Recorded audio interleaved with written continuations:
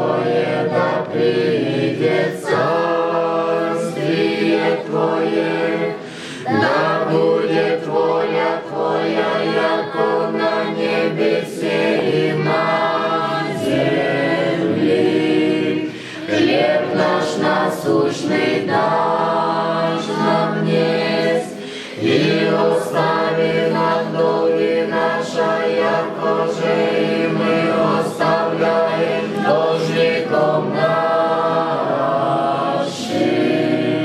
И не введи нас во искушение,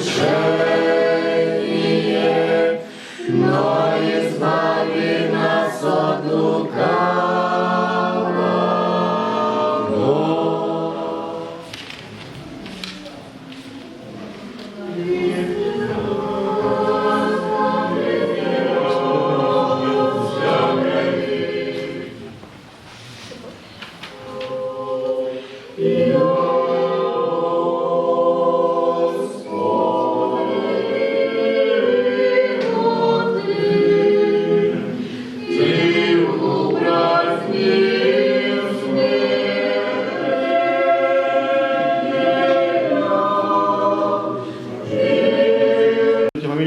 Царствием, одним суд или осуждением будет и тело.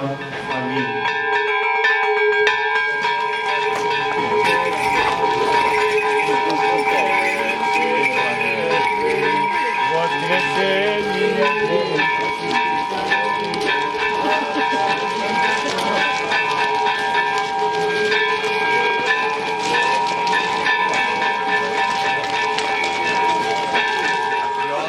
Магдалина Мария, веровавшая им, Петр же в ним, падшим подай воскресенье.